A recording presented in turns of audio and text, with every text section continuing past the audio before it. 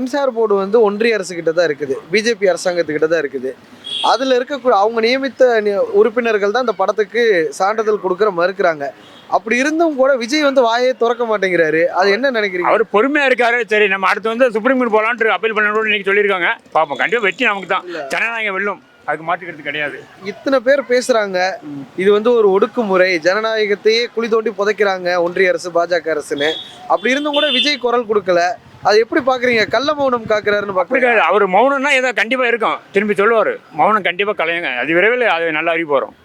அவர் பிரச்சனைக்கே அவர் குரல் கொடுக்காத போது மக்கள் பிரச்சனை குரல் கொடுப்பாரு நீங்க நினைக்கிறீங்களா? அப்படி கிடையாது. கண்டிப்பா எதுக்கு பேசணுமா கண்டிப்பா பேசுவாரு.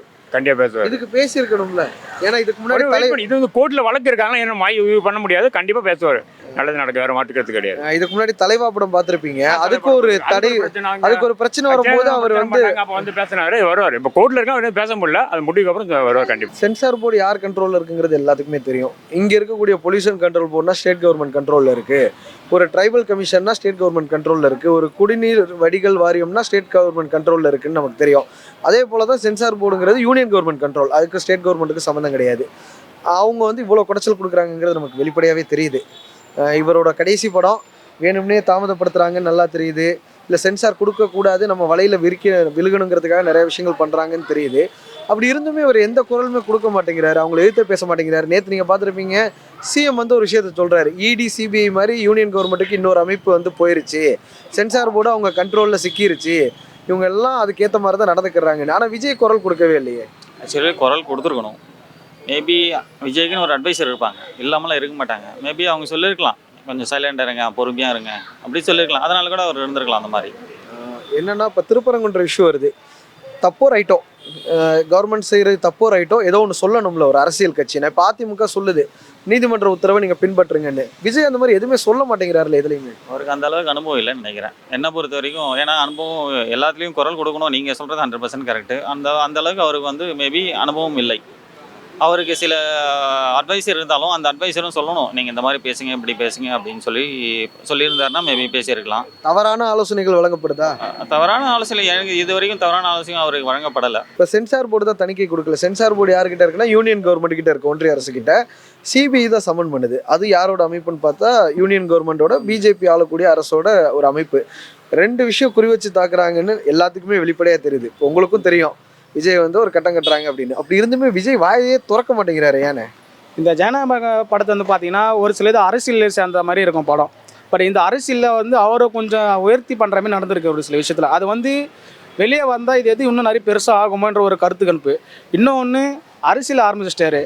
நிறைய வந்து இளைஞருக்கு படம், மகளிர் எல்லாமே வந்து விஜயோட சப்போர்ட் தான் இருக்குது. பட் எல்லாமே இதோட ஓட்டை அப்படி மாறிடுமோன்ற ஒரு அதை அப்படி கூட பேசலாம். பேச மாட்டேங்கிறாரு விஜய். பேசலாங்கிறீங்க, ஆனால் பேசவே மாட்டேங்கிறாரு. அவர் பேச மாட்டானா, அவர் பேசினா ரசிகர் இன்னும் அதிகமாக ஆவேசமாயிடுவாங்க. அப்பதானே தெரியும் ஒன்றிய அரசு இவ்வளோ நெருக்கடி கொடுக்குதுங்கிறது. அப்பதானே மக்களுக்கு எலெக்ஷன் டைமுங்க, எதுவும் பண்ண முடியாது. எலெக்ஷன் டைம்ல தானே சொல்லணும். ஃபயர் ஆச்சுன்னு ஏதாச்சும் பிரச்சனை அதிகமாகிடுச்சுன்னா ஒன்றும் பண்ண முடியாதுல்ல. ஓகேங்களா? இப்படி அவர் சொந்த பட பிரச்சனை, ஒரு நூற்றுக்கணக்கான இளைஞர்கள் டெக்னீஷியன்ஸ் அந்த படத்தில் ஈடுபட்டிருப்பாங்க. எல்லாத்துக்கும் ஒரு வருமானம் இருக்குது. அவரை நம்பி பணம் போட்டிருப்பாங்க ப்ரொடியூசர்ஸ் எல்லாருமே. கடன் வாங்கியிருக்கலாம். இப்போ சொன்ன டேட்டுக்கு படம் ரிலீஸ் ஆகலை, வட்டி ஏறும், இப்படி பல விஷயங்கள் இருக்குது. இப்படி இருந்துமே படத்துக்காக எந்த குரலுமே கொடுக்கல. மற்ற நடிகர்கள்லாம் அவருக்காக சப்போர்ட் பண்ணும்போது கூட அவர் வாயை திறக்கலை, விஜயே வாயை திறக்கலை. இப்படி இருக்கும்போது நாளைக்கு ஆட்சிக்கு வந்தால் மக்களுக்கு ஏதாவது அவர் பண்ணுவாருன்னு நினைக்கிறீங்களா? மக்கள் பிரச்சனை குரல் கொடுப்பாருன்னு கண்டிப்பாக குரல் கொடுப்பாரு. எப்படி? ஒரு ஃபியூ இயர்ஸ் பேக் சைடு வந்து பார்த்தீங்கன்னா நீட் தேர்வில் ஒரு பொண்ணு வந்து இறந்துட்டாங்க, அனிதா. அந்த பொண்ணுக்காக அவர் போய் சப்போர்ட் பண்ணி அந்த வீட்டுக்கு ஆதங்கமாக போயிட்டு சப்போர்ட் பண்ணி எல்லாம் பேசியிருக்காரு. இடையில் வந்து பார்த்தீங்கன்னா ஒரு சுஜித்னு ஒரு பையன் இருந்தான், இந்த லாக்கப் டெத் ஒன்று ஆச்சுல, அவருக்கும் போய் ஆதரவு தெரிவிச்சிருக்காரு. இதுமாரி அஜித்துக்கு இப்போ நிறைய விஷயம் ஒன்று ஒன்றா பண்ணும்போது வந்து நிறைய ரீச் ஆகாது. ஒரு சில விஷயம் மட்டும் தான் வெளியே வர மாதிரி இருக்கும். இப்போ ஒரு வருஷத்துக்கு மேலே கட்சி ஆரம்பிச்சாங்க. ஓகே, நம்மளால விரல விட்டு என்ற மாதிரி ஒரு ரெண்டு விஷயத்தை தான் சொல்ல முடியுது. ஏன்னா இப்போ பிரச்சனை இல்லாம கண்டிப்பா தமிழ்நாட்டில் பிரச்சனை எல்லாமே கண்டிப்பாக இருக்கு. இப்போ தூய்மை பணியாளர்கள் போராடுறாங்க, ஆசிரியர்கள் போராடுறாங்க, ஓய்வூதிய அப்படின்னு. நீங்கள் வந்து விஜய் வந்து கட்சி ஆரம்பிச்சிட்டாரு, ஒரு வருஷம் ஆயிடுச்சு, இது வரைக்கும் எதுவும் பண்ணல. நீங்கள் ஒரு கேள்வி கேட்குறீங்க, கரெக்டான கேள்வி தான். இப்போ கரண்ட்டாக ஆட்சி நடந்துட்டு இருக்கு, சிஎம் ஆட்சி நிறைய நடந்துட்டு இருக்குல்ல. அப்போ அவர் தானே அதை குரல் கொடுத்து தோல் உரிக்கணும். அதான் சொன்ன மக்களுக்கு நிறைய பிரச்சனை இருக்கிறதுல நடக்கிறதால சிஎம் நிறைய குரல் கொடுக்க மாட்டாங்களே. டிஎம்கே ஆட்சியில் எதுவும் குரல் கொடுக்கலையே. விஜய் தானே குரல் கொடுக்கணும். சிஎம் பாருங்க. இல்லை, நான் சொல்கிறேன்னா அவர் வந்து அரசியல் கட்சி ஆரம்பிச்சிட்டாரு, ஒரு தலைவராக இருக்காரு. இன்னும் அவர் சிஎம் ஆகல. சிஎம்மா இருக்கிறவங்க எதுவுமே பண்ணலையே இது வரைக்கும் நிறைய விஷயத்துல. மக்கள் பிரச்சனைக்காக நம்ம ஆமா. எப்படியாவது போராடணும், ஆமா, அவங்க ஏதாவது பண்ணி கொடுக்கணும் அப்படிங்கிறதுக்காக தான் இதே ஆரம்பிச்சிட்டாரு. ஆனா ஒண்ணுமே பண்ணலங்கிறதான நிதர்சனம். கண்டிப்பா இப்போ அவர் பண்ணல நம்ம நிறைய சொல்றோம். ஃபியூச்சர்ல 2026ல கண்டிப்பா ஒரு சிஎம் ஆயிட்டானா கண்டிப்பா நிறைய நடக்கும். நிறைய மாற்றங்கள் இந்த தமிழ்நாடு கண்டிப்பா மாற்றம் நடக்கும். சென்சார் போர்டு பார்த்தோம்னா நேத்து வந்து யூஏ கொடுங்கன்னு ஹைகோர்ட் சொல்லிருச்சு. அதுக்கப்புறம் அப்பீல் போனதுக்கப்புறம் படத்துக்கு தடை கொடுத்துட்டாங்க. இன்னொரு விஷயம் என்ன நடக்குது, சுப்ரீம் கோர்ட்டுக்கு போயிட்டாங்க. இப்போ ஜனநாயகன் பட தயாரிப்பு நிறுவனம் சைடில் இருந்து எங்களுக்கு வந்து சான்றிதழை கொடுங்க, நாங்கள் திட்டமிட்டபடி ரிலீஸ் பண்ண முடியல, அடுத்த கட்டமாக நாங்கள் ரிலீஸ் பண்ணணும்னு.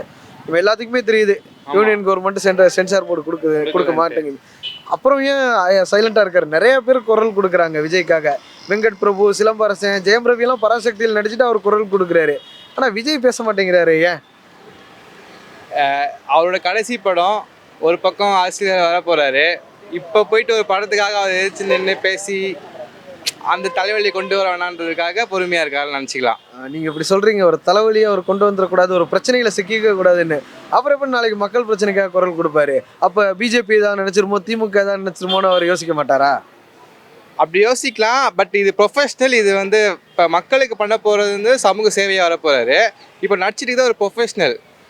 ஸோ ப்ரொஃபஷனலுக்காக அவர் வந்து இவ்வளோ மனக்கட்டணுன்ற விஷயம் இல்லை. ஏன்னா அவர் அவ்வளோ இப்போ உச்சத்தில் இருக்கிற ஒரு நடிகைன்ற ஒரு இதை வந்து விட்டு கொடுத்துட்டு தான் இப்போ நம்மளுக்காக சேவை செய்ய வர போகிறாரு. ஸோ அதுக்காக போயிட்டு திருப்பி சண்டை போட்டு பண்ணினா அவருக்கு அது ஒரு பக்கம் ஒரு மாதிரி டவுனான ஒரு ஃபீலாக தான் இருக்கும். ஸோ அதனால் வந்து அதை உதறாரு. படத்துக்கு பயந்துட்டு மோடி எதிர்க்க மாட்டேங்கிறாரு. பதட்டுக்கு பயந்து அப்படின்னு இல்லை, அவர் அதை விட்டுட்டு தானே இங்கே வர போகிறாரு. அதுக்கு அவ்வளோ முக்கியத்துவம் கொடுக்க மாட்டேன்றாரு. எனக்கு இதுதான் முக்கியம், மக்கள் சேவை தான் முக்கியன்றதுனால இந்த படத்துக்கு போய் நான் வந்து என்னோட இதெல்லாம் இது பண்ணணுமா அப்படின்றதுக்காக நான் தனியாக தான் நிற்பேன். எனக்கு படம் வந்து அவ்வளோ பெரிய விஷயம் இல்லை. என் கரியர் நான் உதவிட்டு நான் இப்போ மக்கள் சேவைக்கு வர போகிறேன். அப்போ நான் படத்துக்காக போய் நின்று சண்டை போடுறது எனக்கு எந்த ஒரு இதுவும் இல்லைன்ற மாதிரி யோசிக்கிறாரு. மக்கள் பிரச்சனைக்காக விஜய் ஒரு 5 விஷயத்துக்கு குரல் கொடுத்த ஒரு 5 விஷயத்த சொல்லுங்களேன். இல்ல மக்களுக்காக மக்கள் பிரச்சனையை தான் ஒரு முதன்மையா வச்சுக்கிறாரு. படம் 2ஆம் பட்சம்னா மக்கள் பிரச்சனைக்காக எதுக்கெல்லாம் விஜய் வந்து களத்துல நின்றுருக்காரு. அவனு ஆட்சிக்கே வரலையா, அப்போ எப்படி நம்ம சொல்ல முடியும்? ஆட்சி வந்தால் அவர் என்னென்ன பண்ண போறான்னு தெரியும். இப்போ பராசக்தி படம் ரிலீஸ் ஆயிருக்கு.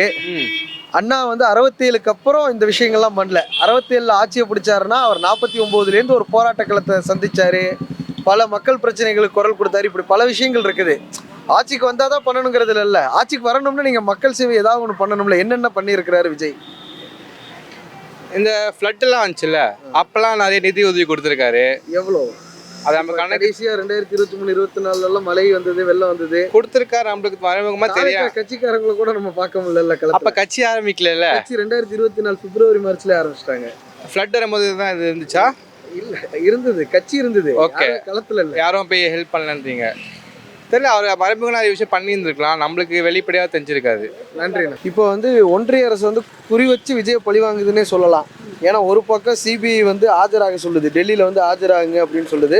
இன்னொரு பக்கம் அவரோட வாகனத்தை சோதனை பண்ணுறாங்க, படத்துக்கு தடை விதிக்கிறாங்க திட்டமிட்டு.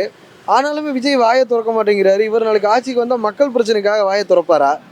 இல்லையே, இவர் எப்போவுமே வாயை திறக்க மாட்டாரா? 6 மணிக்கு மேலே வெளியே வர மாட்டார். அவங்க அப்பாவே அவர்கிட்ட பேசுறதுக்கு பர்மிஷன் வாங்கணுமா?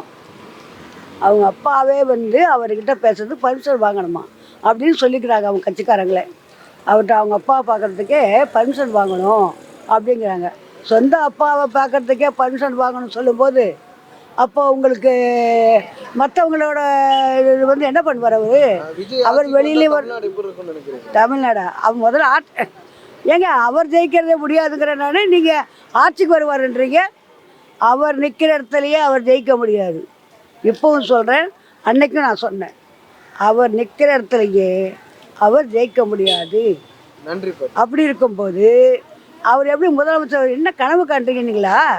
இளைஞரான நீங்கள் தான் அப்படி தூண்டி விடுறீங்களா? அதெல்லாம் நடக்கிற காரியம் இல்லை. டிஎம்கே தான் ஜெயிக்கும், உதயநிதி தளபதி தான் முதலமைச்சராக வருவாங்க. அதில் எந்த மாற்று கருத்தும் கிடையாது. நீங்கள் அப்படி நினச்சி எதுவும் கேட்காதீங்க. சென்சார் போர்டுன்னு ஒரு விஷயம் இருக்குல்லண்ணே, தணிக்கை வாரியம்னு. அது வந்து யூனியன் கவர்மெண்ட் ஒன்றிய அரசு கண்ட்ரோலில் தான் இருக்கும். இப்போ ஸ்டேட்டில் எப்படி ஒரு பொல்யூஷன் கண்ட்ரோல் போர்டு, அப்புறம் வாட்டர் ரிசோர்ஸ் டிபார்ட்மெண்ட் இந்த மாதிரி எப்படி இருக்கும், அதுக்கு அதே மாதிரி ஒன்றிய அரசு கண்ட்ரோலில் இருக்குது சென்சார் போர்டு. அவங்க வந்து விஜயோட படத்துக்கு வந்து சான்றிதழ் கொடுக்க மாட்டேங்கிறாங்க. படம்